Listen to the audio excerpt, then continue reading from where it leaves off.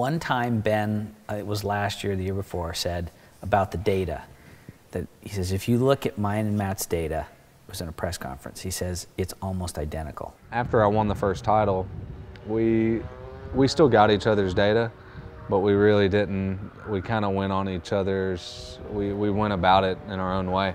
And the last year and a half, we pretty much ran different suspension, same company, but it was different specs and even different year models. One year he ran the old stuff and I was the only one on the new stuff. But when you look at the data, when it came to corner speed, throttle percentage, braking percentage, everything, I mean, we would overlay it with his, you know, when you're trying to find that little bit of edge, and it was like identical. I mean, you couldn't, that's how we would, you know, we would have to try to find ways on the computer to beat each other because we were so close. And we kind of, we would sit down at the table or he would be at the other table and we would just kind of, we would make a comment. Like I'd say, hey, you look at my data, and you know, he'd be like, yeah, there's nothing in it. You know, it would be useless to even look at it because we were, even though we were on the same bike, different ways of setting it up. When you would look at all our data traces of what you do to make the lap time, they were, you know, we did almost everything identical, and it's like, how do you beat that person when they're doing the same thing as you are?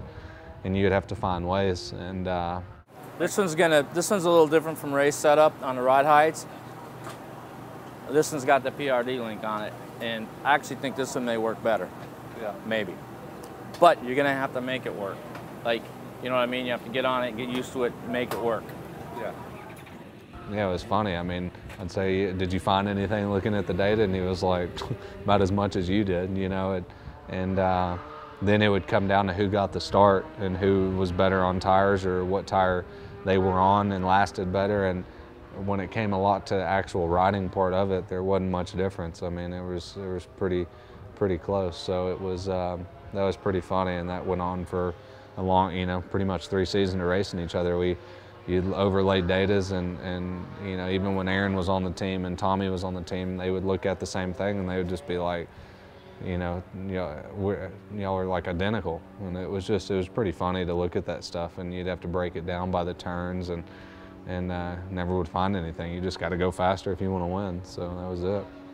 What do you do then to try and beat the guy? And he said the data was that not so much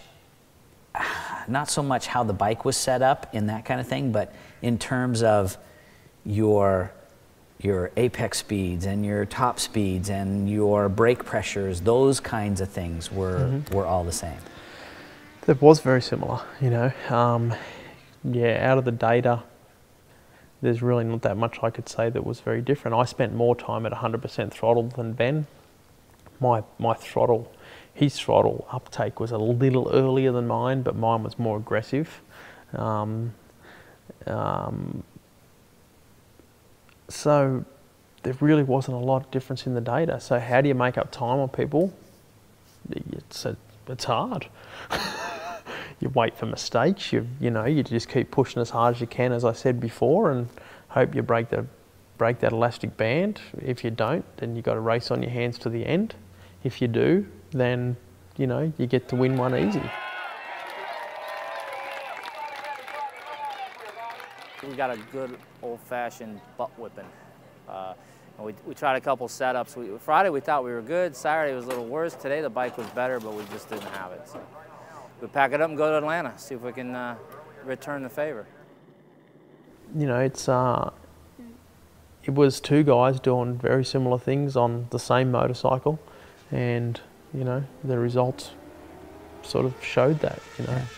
Sometimes Ben won a few, sometimes I won a few, and but it was, they were the best years of my racing life as far as I'm concerned, racing Ben and on the same bikes, and young kid, well and truly in the upswing of his career, and an established guy who's won a few championships over here, who was had to work harder than he'd ever worked just to keep up with the young kid on many different levels. And I wouldn't give back. I wouldn't give back those years for anything. They were more important to me as a racer from a personal side of things than winning any championship by far, because I got more out of myself than I thought I could in those years. You know, he was a new young rider, and you know how it goes. I mean, you see it every year. We were just joking about a picture over here of, you know, Hannah on the wall, you know, with his little cross up that he's doing over there. And, you know, that used to be pretty cool. And now they're doing double backflips. So, you know, every generation comes along and changes the rules and changes the way they do things, and things get better and equipment gets better.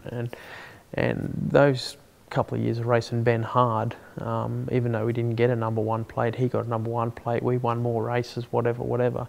I wouldn't give that back for anything. They were the most satisfying years of my racing career ever, because I didn't place any importance on the #1 plate. I placed importance on just getting whatever I could out of this damn thing and racing him as hard as I could. And it was great satisfaction to you know, break that rubber band every now and then, you know, when we were racing hard and it was hot, and you know, it was fantastic. That was really very satisfying stuff, you know. Were the defeats more satisfying too, knowing that you had given the full measure? Yeah, 100%. There was no defeat is such a strong word that I never really felt defeated in those years, and that's why I was, you know, I was happy with the way things were going, because I gave it everything. Yeah. If you give it everything and get beaten, what's the defeat? Someone wrote in a paper that you got second. Is that the defeat? To me, it's not even close. I mean, that's total personal self-satisfaction. And as a human being, if you can be in tune with that and realise that that's all that matters, then you know what everyone's saying makes no difference. You know you're giving it everything, and sometimes you get your ass absolutely handed to you, and sometimes you hand it to the other guy, and that was pretty cool. I mean, I think I'm 12 or 13 years older than Ben, been around the traps a little while, and to be able to step it up with a new generation, and it was pretty good, you know. And the same thing with Nicky 5 or 6 years earlier.